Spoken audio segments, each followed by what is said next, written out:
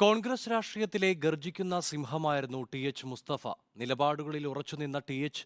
കോൺഗ്രസിന്റെ മതേതര മുഖം കൂടിയായിരുന്നു.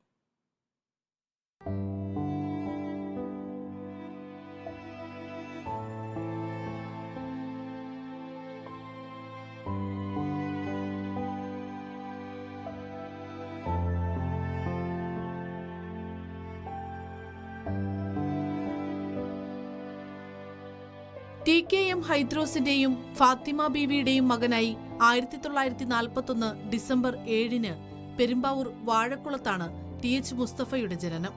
യൂത്ത് കോൺഗ്രസിലൂടെ രാഷ്ട്രീയ രംഗത്തെത്തിയ അദ്ദേഹം പടിപടിയായി സംസ്ഥാന രാഷ്ട്രീയത്തിൽ പ്രസക്തനാവുകയായിരുന്നു. 1977-ൽ ആലുവയിൽ നിന്ന് ആദ്യം നിയമസഭയിലെത്തി. പിന്നീട് 1982, 87, 91, 2001 വർഷങ്ങളിൽ കുന്നത്തുനാടിൽ നിന്ന് വിജയിച്ചു കയറി. 1991-95 കാലയളവിൽ കരുണാകരൻ മന്ത്രിസഭയിൽ ഭക്ഷ്യ സിവിൽ സപ്ലൈസ് മന്ത്രിയായിരുന്നു. മന്ത്രി എന്ന നിലയിൽ പ്രാഗൽഭ്യം തെളിയിച്ചെങ്കിലും അക്കാലത്തുയർന്ന പാമോലിൻ വിവാദം ബുദ്ധിമുട്ടുണ്ടാക്കി.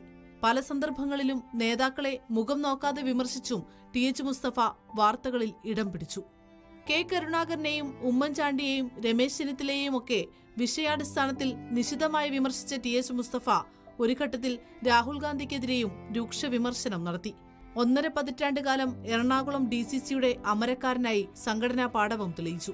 KPCCയുടെ വൈസ് പ്രസിഡന്റ് പദവിയടക്കം നിരവധി സ്ഥാനങ്ങൾ വഹിച്ചു. 1978-ൽ കോൺഗ്രസ് പിളർന്നപ്പോൾ കെ. കരുണാകരനൊപ്പം ഉറച്ചുനിന്നു.